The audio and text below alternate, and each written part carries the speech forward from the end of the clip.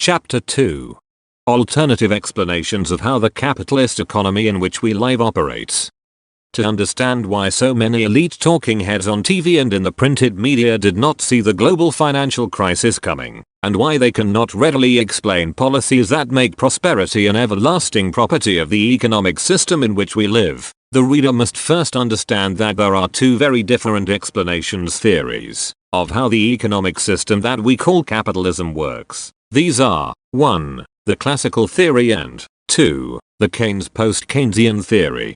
Unfortunately, to confuse matters, the classical theory has many subclassifications that go under different names, although, as we will explain, all use the basic classical assumptions as their fundamental foundation. The classical theory subclassifications are 1. The free market theory as championed by Nobel Prize economists, for example Milton Friedman, Robert Lucas of the University of Chicago. 1b. Neoclassical synthesis Keynesianism theory associated with Nobel Prize winning economists, for example, Paul Samuelson, Robert Solow of the Massachusetts Institute of Technology, and 1c. New Keynesianism theory associated with Nobel Prize winning economists, for example, Paul Krugman of Princeton University and Joseph Stiglitz of Columbia University.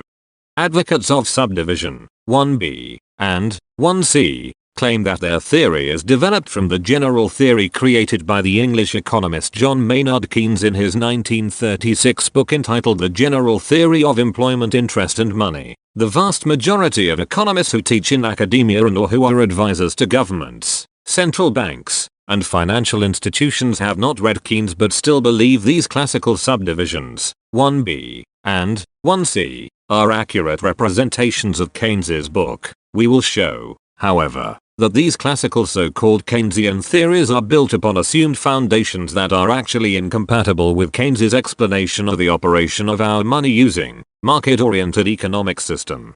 The acceptance of these classical subdivisions as Keynesian theory, although they are not Keynes, have encouraged politicians and governments to adopt policies advocated by these so-called Keynesians. But these policies have brought about some bad economic outcomes. For example, stagflation, that is, price inflation while the economy suffers from high levels of unemployment, outsourcing of domestic jobs under the banner of free trade, and the growing inequality of income and wealth in developed capitalist economies. This increasing inequality has hollowed out the prosperous middle class that had developed since Second World War. As these unfortunate outcomes have been associated with classical Keynesian policy advice, consequentially these outcomes have created fear among politicians and ordinary citizens of any policies associated with the name of John Maynard Keynes. Today, almost all politicians are afraid of any policy labeled Keynesian. The main purpose of this book is to explain 1. Why the Keynes post-Keynesian explanation of the operation of the monetary, market-oriented economic system we call capitalism is more appropriate for understanding the operation of our economic system than either the free market classical theory or any of the aforementioned classical subclass Keynesian theories, and then 2. To suggest Keynes post-Keynesian economic policies to remove the flaws in the capitalist system and thereby cure threats of financial crisis, of inflation, the loss of domestic jobs and the growing national inequality of income and wealth.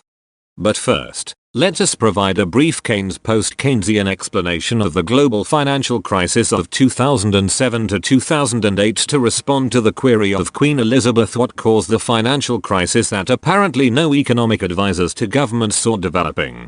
The financial crisis that began in 2007 to 2008 started as a small default problem on some subprime mortgages that had been issued in the United States. These defaulting subprime mortgages were part of the mix of created derivative securities that are known as mortgage-backed derivatives. Holders of these derivative securities could neither easily discern how much of the mix of mortgages underlying their securities were subprime mortgages nor who were the actual borrowers of all the mortgages or the value of the houses being mortgage finance that made up the mix underlying their particular derivative securities. When the subprime mortgage borrowers in the mix of some of these derivative securities began to default, the holders of all this complex derivative securities began to fear that the mortgages in their specific derivative security holdings might also soon fall into default. Consequently, many derivative asset holders tried to sell their securities in order to make fast exits from the markets for these derivative assets as the fear of potential defaults spread, with derivative holders rushing to exit the derivative securities market while practically no one were willing to buy more of these derivative securities. The market prices of these derivatives crashed. The accepted accounting rule required liquid assets held in one's portfolio be marked to market, that is, the balance sheet valuation of these securities are determined by their market price. When the market price of mortgage-backed derivatives crashed, the result was to collapse the value of the asset side of balance sheets of all individuals and institutions that held these derivatives, threatening these holders with potential insolvency or even worse. This effect quickly ballooned globally into the largest threat to economic prosperity since the Great Depression. What is rarely noted is that the origin of this latest global financial market crisis, like the New York Stock Exchange crash of 1929 that appears to have precipitated the Great Depression, is associated with the loss of market value of securities operation in free financial markets unhampered by government regulations.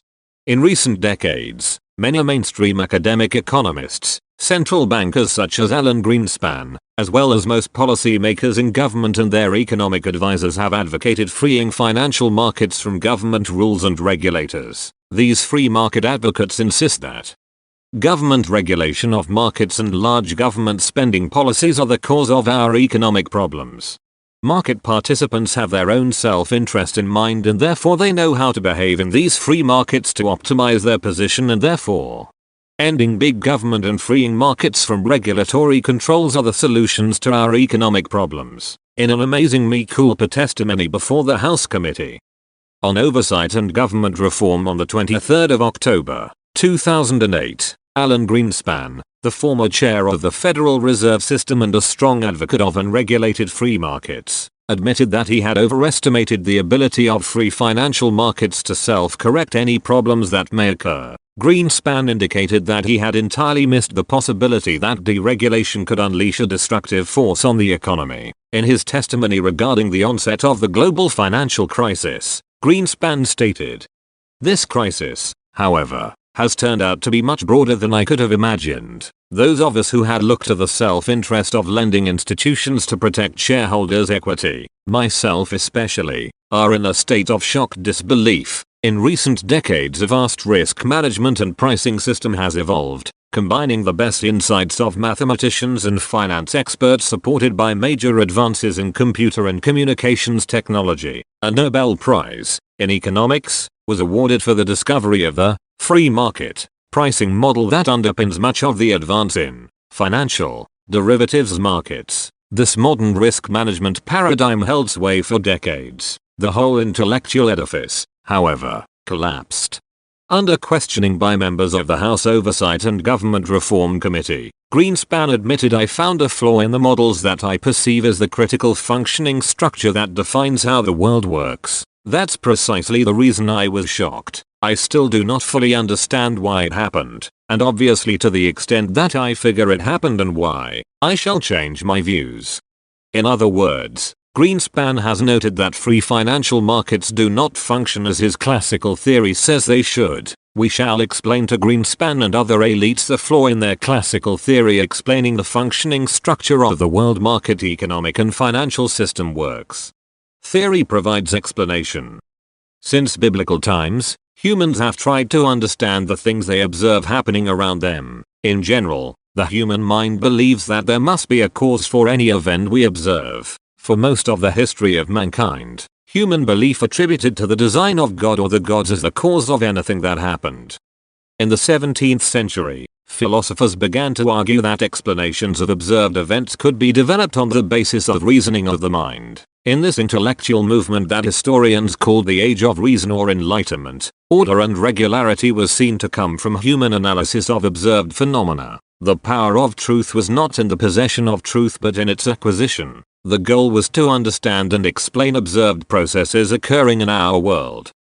To this end, it was essential to develop theories that would explain observed phenomena. Any understanding of the world we observe will be the creation of the human mind. Reasoning involves the mind creating a theory to explain what people observe happening. A theory is essentially the way humans attempt to explain observed phenomena on the basis of a logical model that is built on the foundation of some fundamental axioms, presumptions. An axiom is an assumption that the theorist model builder accepts as a self-evident universal truth that does not have to be proven. From this axiomatic assumption's foundation, the theorist uses the laws of logic to build a theory that reaches one or more conclusions.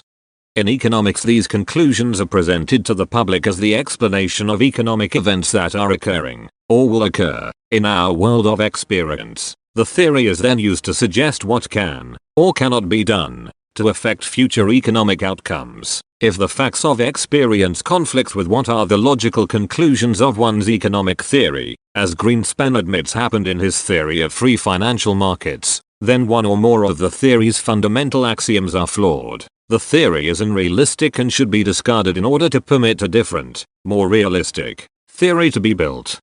The alternative to developing a better theory would be to change the facts, or even one's definition of the facts, to fit the unrealistic theory. 1. No theory is ever accepted as the final explanation of observed events. Rather, theories are accepted until they are supplanted by better theories. Typically, the better theory requires fewer restrictive axioms for its foundation than the older theory it replaces. One can consider the builder of any economic theory as if she is a magician. Theorists rarely make logical errors in moving from axioms to conclusions any more than a professional prestidigitator drops the deck of cards while performing a card trick. Most economics theorists are proficient at creating the illusion of pulling policy conclusion rabbits out of their black hat model of the operation of the economy. Often the policy rabbits pulled from the black hat model generates some audience enjoyment and applause. A careful examination of the axiomatic rabbits the magician, economic theorist, put initially into the black hat backstage is required to evaluate the relevance of the policy rabbits pulled from the black hat on stage, before accepting the logical conclusions of any economic theory as correct and therefore applicable to our money-using, market-oriented economic system. Central bankers such as Alan Greenspan, government officials, business executives, politicians and the general public should examine and be prepared to question the fundamental assumptions of any theory. If these assumptions are not applicable to our economic world, then the policy conclusions of this theory must be rejected as irrelevant and even possibly harmful. Alternative theories. There are two fundamental economic theories that attempt to explain the operation of the market-oriented, money-using, capitalist economy in which we live: classical theory and Keynes' post-Keynesian theory. The classical economic theory that has tended to reign supreme in mainstream economic circles since the latter part of the 18th century. There are many versions of this classical theory that go under different names, but all are based on some of the same fundamental assumption foundation. The labels for these versions include efficient market theory, Walrasian theory, general equilibrium theory, dynamic general equilibrium theory, Austrian theory and mainstream Keynesian theories, including the neoclassical synthesis Keynesian theory developed by Nobel Prize winner Paul Samuelson and the new Keynesian theory developed by students of the Samuelson neoclassical synthesis Keynesian approach. The proponents of these variants of the classical axiomatic analysis may differ on the details of their analysis, but the mantra of all these approaches is that, in the long run, if markets possess freely flexible wages and product prices, then these markets will ultimately assure fully employed economy that provides as much prosperity as its resources can produce. The basic axiomatic foundation of all these theories is the assumption that all market participants can know the economic future market outcomes from here to eternity too, if not with perfect certainty, at least with knowledge of the objective probability risks involved and therefore with actuarial certainty. Accordingly, all decision makers in these assumed certain future model can foresee any crisis coming and, in their own self-interest, take any action necessary to avoid such a crisis from harming their own self-interest. Thus, the classical system basic known future assumption led Greenspan to state in his congressional testimony, this classical theory told him that the function of managers of lending institutions would know the self-interest of lending institutions to protect shareholders' equity, and therefore these managers would prevent their lending intuitions from taking the mistaken purchasing and holding securities action in the mortgage-backed derivatives market. The theory indicated it was the function of the managers to know that at a specific future date the defaults of the subprime portion of the derivative securities will result in the market price collapse, which destroyed much of the equity of shareholders. If the managers knew the future, they would protect equity by selling these securities before the price collapse. The Keynes post-Keynesian liquidity theory of a market-oriented economy, on the other hand, presumes business managers make important production decisions while realizing they do not know with certainty what is going to happen in the future. The fundamental assumption basis of Keynes' theory is 1. Time is a device that prevents everything from happening at once, so that decisions made today will have their payout result at some future date, days, weeks, months, or even years in the future. And 2. The economic future is uncertain and not readily predictable. Clearly there is a major difference between the classical view of a known predictable future and the Keynes assumption that the economic future is uncertain and cannot be reliably predicted today. In the Keynes theory, managers have to make decisions today regarding the level of production, employment, pricing, etc. without knowing for certain what the future results will be of these decisions. Accordingly, the development of legal forward money contracts for market transactions commits both parties to a contractual action at a specific future date. The buyer on the contract can meet his or her commitment by the payment of a contractual specified sum of money. The seller can produce the item being sold at the specified contract date, or, if for any reason, the seller cannot deliver the item, he/she can meet this contractual commitment by paying the buyer a sum of money sufficient to cover the costs that the buyer experiences when the delivery is not made. Accordingly, the possession of liquidity, that is, the ability to meet all legal money contractual obligations, becomes an important aspect of all economic actions of all decision makers in the market economy. The government has the duty to ensure enforcement of all these legal money contractual obligations. This permits decision makers to be relatively certain about contractual cash inflows and outflows over the otherwise uncertain future. Thus, in the world in which we live, the government provides the institutions of money and money contracting for all market transactions, whether they be for immediate, spot, transaction or for a forward specific transaction at a future date. The sanctity of the money contract is the essence of the capitalist economic system and the basic axiom of the Keynes theory. All variants of classical theory, on the other hand, ignore money contracts by presuming all market transactions are made in terms of real contracts where, in essence, goods trade for goods between the transactors, as it would be in a barter economy. In other words, the classical explanation presumes the economy operates as if it is a barter economy. Moreover, since classical theory assumes that all decision makers can know the future, it follows that when a real contract is made in a free market system, both self-interested parties to the real contract know they will have the necessary real resources to meet their real contractual commitment. There can never be an honest market default in the theoretical classical system. Hence there is no need for government interference in the marketplace. The conclusion of the Keynes post-Keynesian system, however, is that the government, as the developer and enforcer of the money contracting system, can cure, with the cooperation of private industry and households, some major economic flaws that can occur in the operation of a capitalist market-oriented, money-using economy when, in the absence of government action, unfettered greed and/or fear is permitted to dominate economic market transaction decisions. Keynes produced a theory that would explain why there could be massive unemployment even in a competitive market economy that possesses perfectly flexible wages and prices but also uses money contracts for all market transactions. Accordingly, liquidity can be an important factor in making market decisions. The classical theorists resemble Euclidean geometers in a non-Euclidean world who, discovering that inexperienced straight lines apparently parallel often meet, rebuke the lines for not keeping straight, as the only remedy for the unfortunate collisions which are occurring. Yet, in truth, there is no remedy except to overthrow the axiom of parallels and to work out a non-Euclidean geometry. Something similar is required today in economics. 3. By overthrowing restrictive classical axioms, Keynes developed a general theory that was equivalent to his call for a non-Euclidean type of economic theory. Keynes argued these classical axioms are not applicable to the monetary economy in which we live, where entrepreneurs organize the production process by hiring workers to produce goods and services to be profitably sold for money in the marketplace.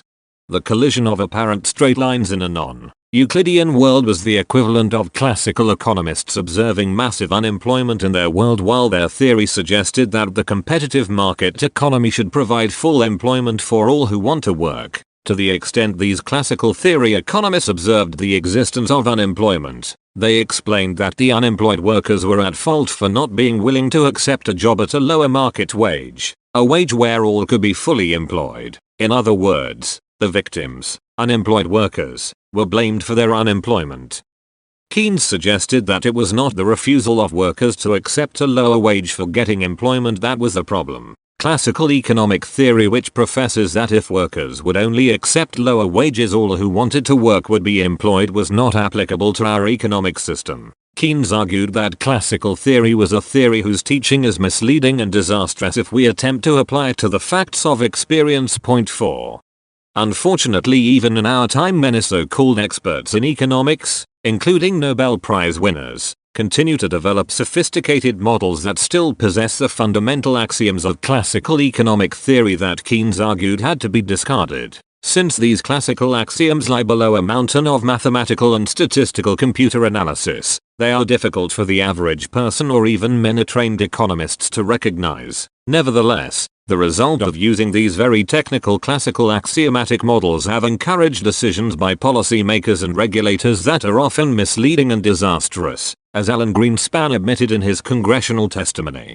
Notes: I must admit that sometimes such changes of the facts happen in academia. For example, Milton Friedman changed the definition of savings in his permanent income theory to get the redefined facts to support his classical analysis. Keynes and most people would define savings as that portion of current income that is not used to purchase any producible goods. Friedman defined savings out of current income as equal to the purchase price of a newly produced durable goods. For example, a new automobile. Since the automobile was expected to last for years, only the depreciation of the automobile in the current period is defined as consumption. The rest of the purchase price is defined as savings, where the utility, usefulness of the auto was saved to be consumed as depreciation in each future period over the auto's useful life. Nobel Prize winner Paul Samuelson wrote a book entitled Foundations of Economic Analysis, 1947. Harvard University Press, which insists that any valid economic theory must have walrus in microfoundations so that every decision maker in the system knows the market prices of everything not only today but for every day in the future. Opsit, page 16. Opsit, page 3.